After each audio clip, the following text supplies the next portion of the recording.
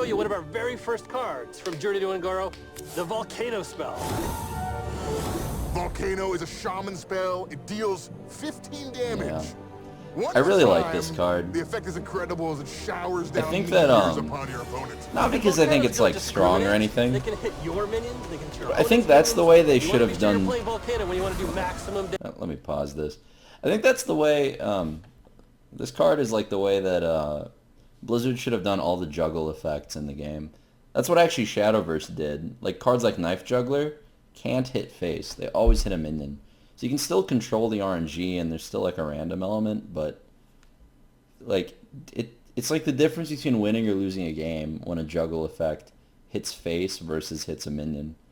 And like when the juggles only hit minions, it lets you like do trades ahead of time and maximize it, and it's just like a better way of doing it. Yeah. So I hope they do, if they do like random damage effects in the future, I hope it's this way. The new major legendary minion, Pyros. Pyros is a 2-mana 2/2 to begin with. When it dies, it comes back to your hand as a 6-mana 6/6. And if you play it again and it dies again, it'll come back as a 10-mana 10/10. Some of the minions from sets you already have seen to become elementals. The 2-drop in Mage needed to be a 2/3, not a 2/2. Is just the beginning. It's really bad that it's a 2/2. Verdant Longneck. So adapt is the new keyword coming out with the Journey to Ungoro. I like the flavor on this, but it's not that interesting of a mechanic to play with. On top of the elementals and on top of the very dangerous flora, you might be asking yourself, why would I go to Ungoro with all these dangers waiting for me? 1 second, is that a 5-drop beast minion? That's a druid card. This might be the worst druid card they've ever made. It literally costs 1 mana too much. I think if it cost 4 mana, at 4 mana it would be too good, and at 5 mana it's unplayable. So it's like, there's like no way to balance this card. So balance-wise, this is I think done wrong slightly. If this number was a 5, I think you have a balanced card. Maybe a little bit on the strong end. But a 5/4, it's like straight unplayable. That's rough. I guess without Azure Drake, there's...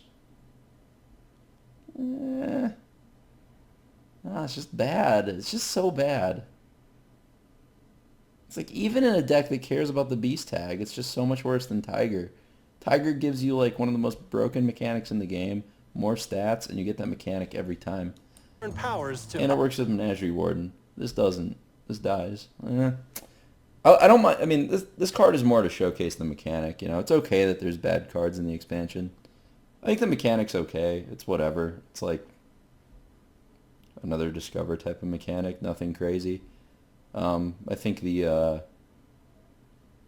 card itself is unplayable, but this is more to showcase the mechanic. Upgrade your minion. Yeah, you never know what adaptations will be. Isn't big enough.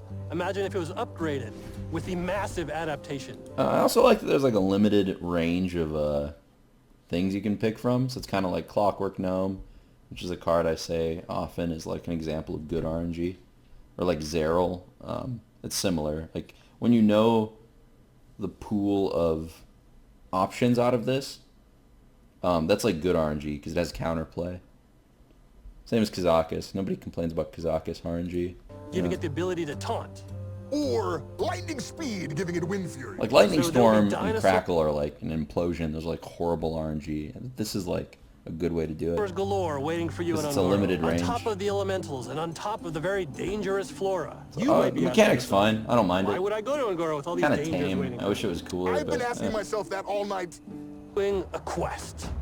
There's a brand new type of card in Journey to Ungoro, and that is the Quest card. Complete the quest, you get an incredible reward. It doesn't matter that your opponent can see it, because there's only one quest card for the class, and if you're playing Priest, obviously you're going to play this card, because it's fucking beyond broken.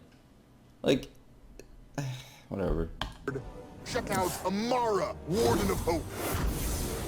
Set your hero to 40 health. This card is crazy.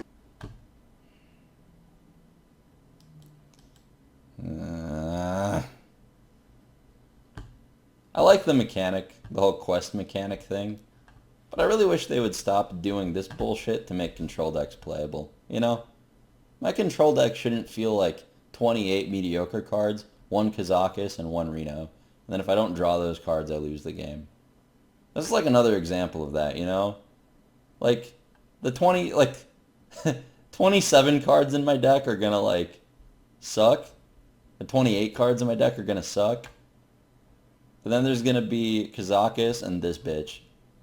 And it's like, I guess you draw it every time. It's not RNG dependent, but it's just like, it's fine, I guess. It's not, it doesn't have the same problem as Reno of like, when you don't draw it, you lose, and when you do draw it, you're super favored. It's not as swingy that way. I like that you get the quest every time. I really like the quest mechanic. I like the mechanic. It's an interesting mechanic. I think it's well done. I really wish that in the future control decks would have more options on how to build them rather than being pigeonholed into N'Zoth Reno, which is what this looks to make every priest deck now. Pre-release chart. Alright. Talked about this guy. Talked about this guy a little bit. He's unplayable, if you're curious. It's dust. Broken, probably tier 1. I mean, it's rare that I can say something's going to be tier 1 without seeing the rest of the cards in the set. But damn, dude. This card is like...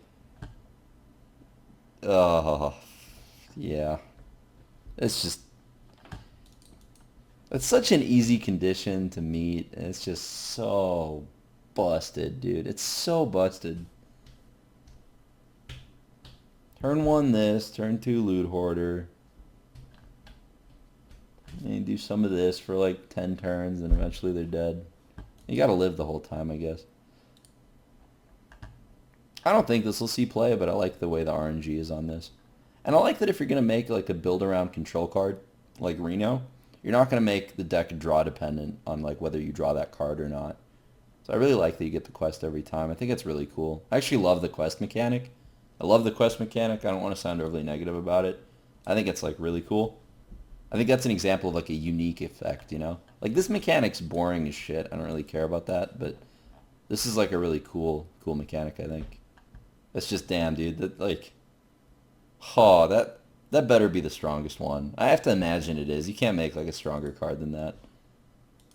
It's so busted.